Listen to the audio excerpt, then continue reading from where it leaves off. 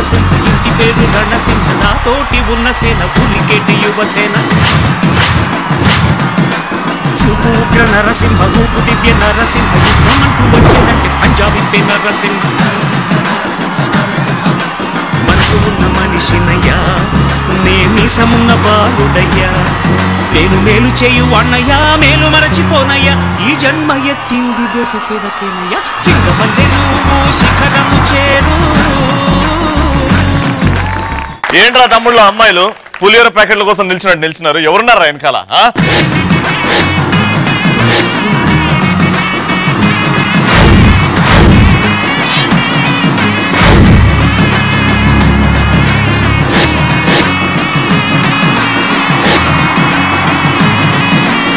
నేను నీతో పర్సనల్ గా మాట్లాడాలి.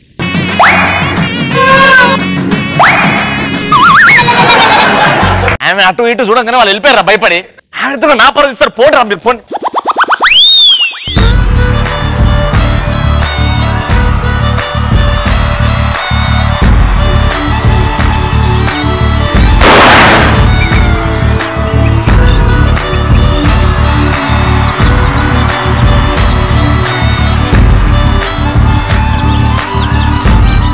నువ్వు చాలా అదృష్టవంతుడివి. ఎందుకంటే నువ్వు నాకు నచ్చావు. చాలా మంది నా అందం చూసి అనుకో చూసి యాంకరింగ్ చూసి ఎంతో మంది నీకన్నా డబ్బున్న వాళ్ళు, నీకన్నా అందంగా ఉన్న వాళ్ళు, నీకన్నా హైట్ గా ఉన్న వాళ్ళు నా కోసం వల వేశారు. ఆ వలను చిక్కడం కష్టం కదా. బట్ వాళ్ళెవరూ నాకు నచ్చలేదు, ఎందుకంటే నువ్వు నాకు నచ్చావు. అది వెంకటేష్ సినిమా. ఎందుకు? చాలా సార్లు యాంకరింగ్ చేసినప్పుడు నువ్వు నన్ను ఎత్తుకున్నావే. యాంకరింగ్ ఆపేసినా కానీ బియ్యం బస్తాలు మోసి మరీ నన్ను పోషిస్తావనే నమ్మకం నాకు కలిగింది. ఆ బియ్యం బస్తాలు మొయ్యడం చాలా ఈజీగా ఉండే, నేను మోసిన తర్వాత నడుము పోయింది. అది కూడా చెప్పుకోరా. గెటప్లు వేసుకోరా అనేసి అన్నప్పుడల్లా ప్రతిసారి గంగిరెద్దు ఊపినట్టు తల ఊపుతున్నావే, అప్పుడు నీ అనుకో నాకు నచ్చింది.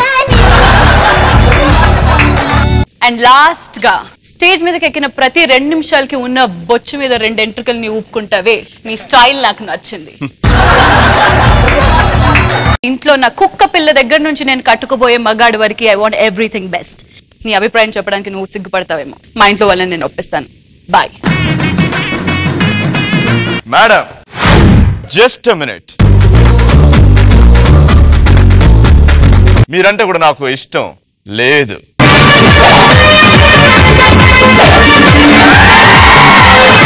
మీరు ఒక మగాడిని ప్రేమించాలనుకున్నారు, తప్పు లేదు. కానీ నేను ఒక ఆడపిల్లని ప్రేమించాలనుకున్నా, మీరు ఆ ఆడపిల్ల కాదు.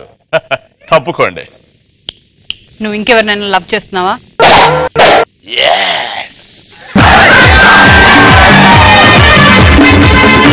రవి, ఈ శ్రీముఖి గురించి నీకు తెలీదు. నేను దేని గురించి తేలిగ్గా ఆశపడను. ఆశపడితే కానీ అది సాధించుకునే వరకు వదలను.